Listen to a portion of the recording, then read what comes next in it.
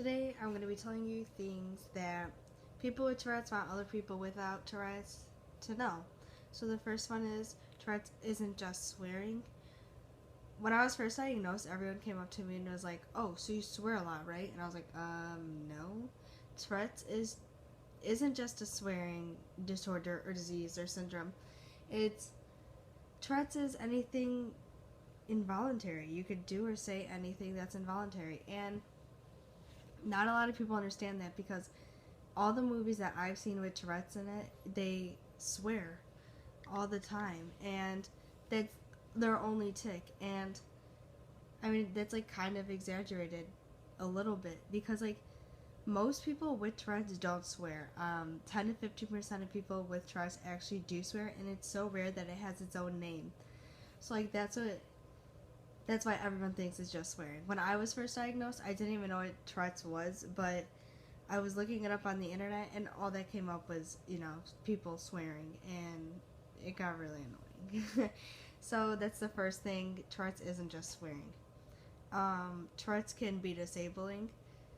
It can be disabling. And when I was like a year into me having Tourette's, I didn't even think. I was like, how can it be disabling? But it can. Some people's tics are so bad that it disables them. Like, there's this one popular tic at Camp Twitch and Shout, and it's where people just drop. Like, it's a paralysis tic, so their, like, legs become paralyzed. Sometimes their upper body, but most of the time, at least with my experience, at Camp Twitch and Shout, a lot of their legs get paralyzed. So, I mean, Tourette's can be paralyzing and disabling, and the tic obviously doesn't last forever. It could last a couple of minutes to a couple hours. So, yeah. The third thing is Tourette's comes with a lot of other disorders, like OCD, anxiety, depression. The list goes on and on. I mean, the most common that I've encountered have been OCD and anxiety.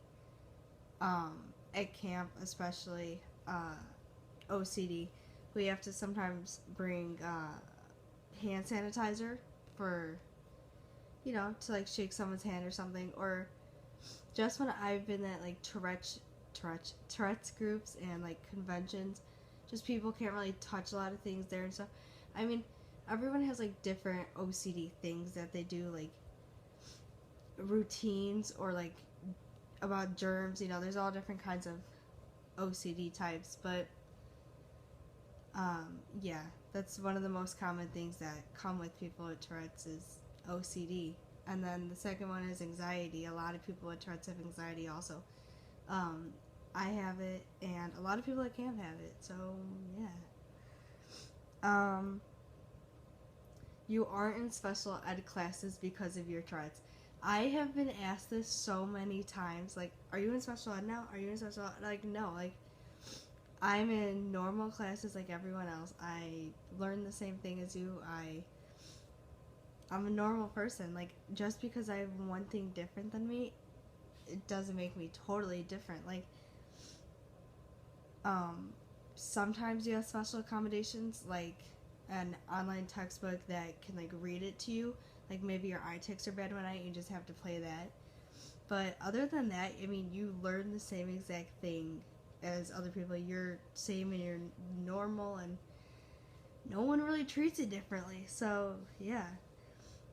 Tourette's isn't cool or fun. When I was first diagnosed, a lot of people would tell me how cool it was to have Tourette's because you could just say whatever you feel like and want, really. But, I mean, you don't have control over your body, and that's probably the worst part. Like, that's obviously a really hard thing for anyone. It's like a yawn or a sneeze. I mean, you don't have that much control, and it's hard, and it sucks. So it's definitely not fun to just do things that you don't even want to do. Like, sometimes I'll hit people, and I'm like, I'm so sorry, and I can't help it. I mean, I could try to hold back a tic for as long as possible, but it's just hard sometimes. Medicine. Okay, Tourette's can be controlled with medicine, but it can't be cured. So basically, you'll have Tourette's for the rest of your life. Like once you're diagnosed, you're born with Tourette's. You have it for the rest of your life. Your tics though can stop or get more mild as you get older. So for me, a lot of people are like, "Do you still have Tourette's?" Because I don't tic at school like at all. Like once in a blue moon, like if they're really really bad that week or that day, I'll tic a couple times in school, but other than that, not really. And my tics are so casual that you could hardly tell that they're tics. For example, I will like pat on someone or I'll like do this to like someone's arm or something, and they'll be like, "Oh, what are you doing?" And I'll just like, "Oh, it's a tic, sorry."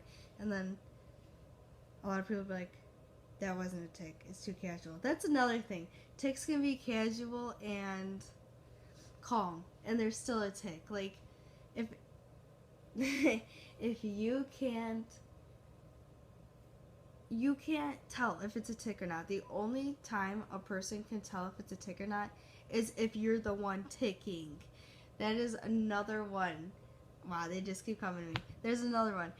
You, the person, I don't care if you're a parent, a teacher, a friend, a sibling, you cannot tell if it's a real tic or not just by looking at them in the tic.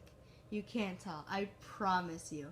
It could be my tics are so casual sometimes, and my mom is like, siblings will be like, that wasn't a tic, and I'm like, yes, it was, just because it was so casual. I mean, I just made a list off my phone, with this. All I have for you guys today, and if you're wondering where I got this, I actually just wrote it in my phone notes, just things I personally would want other people to know if they don't have Tourette's, about Tourette's. So, yeah. I hope everyone has a great day, and I'll see you next time.